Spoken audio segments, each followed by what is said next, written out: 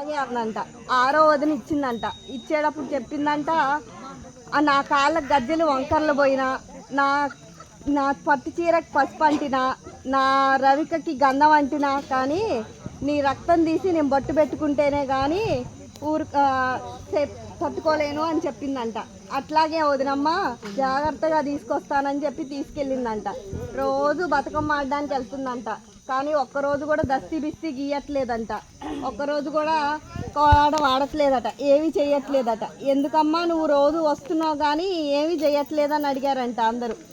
అయితే రోజు అడుగుతున్నారని ఆవిడ ఆఖరి రోజున దస్తి బిస్తి గీసిందంట. అట్లాగే చెమ్మజక్క ఆడిందంట. ఆడడం వల్ల చీరకు పసుపు అంటిందంట. కాళ్ళ గజ్జలు వంకర్లు పోయినాయంట. రవికకి గంధం అంటిందంట. అలాగే అయిపోయిన తర్వాత తీసుకెళ్ళి వాళ్ళ వదినకి ఇచ్చిందంట. వాళ్ళ వదినకి ఇస్తేను వాళ్ళ వదిన లోపల పెట్టేసుకుందంట. తర్వాత చూసుకొని చీరకి పసుపు అంటిందని, కాళ్ళ గజ్జలు వంకర్లు పోయాయని తలకి గుడ్డ కట్టుకొని పడుకుందంట. ఏమైందమ్మా అని భర్త వచ్చి అడిగాడంట. ఇట్లా అయింది, మీ చెల్లి రక్తం తెచ్చి నాకు బొట్టు పెడితేనే కానీ నాకు తలనొప్పి తగ్గదని చెప్పిందంట వాళ్ళ వదిన.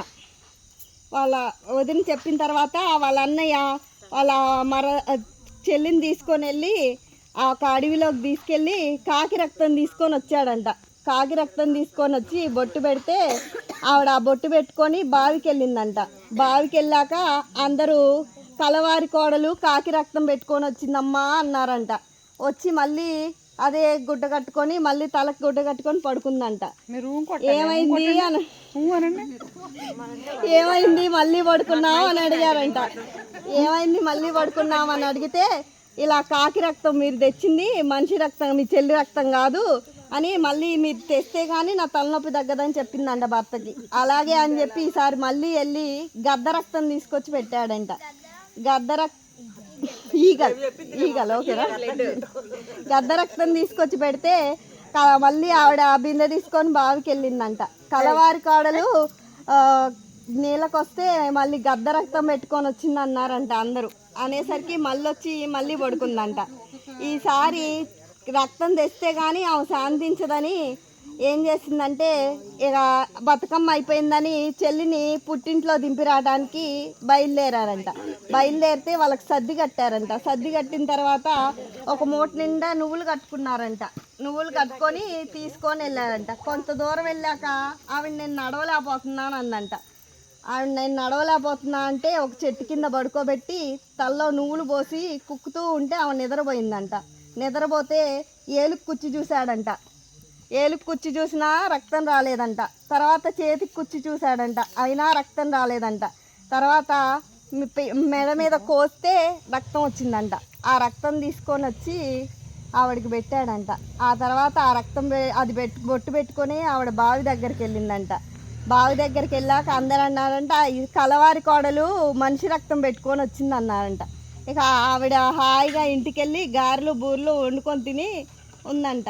ఉన్న తర్వాత కాశీ నుంచి వాళ్ళు ఇద్దరు తల్లి తండ్రి కాశీ నుంచి తిరిగి వస్తున్నారంట. వస్తూ ఉంటే ఒక బావి ఉందంట. అక్కడ తంగేడు వనం ఉందంట.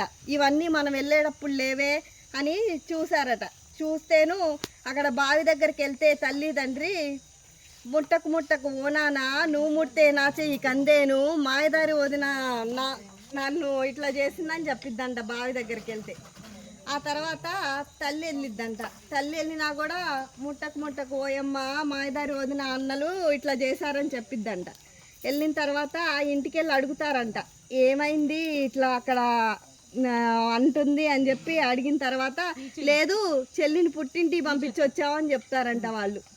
పుట్టింటికి పంపించి వచ్చావని చెప్పాక భర్త కొన్ని రోజులు ఆగి భర్త వస్తాడంట. మా ఆవిడ రాలేదు ఎందుకని ఇట్లా అని అంతా తెలుసుకున్నాక ఆయన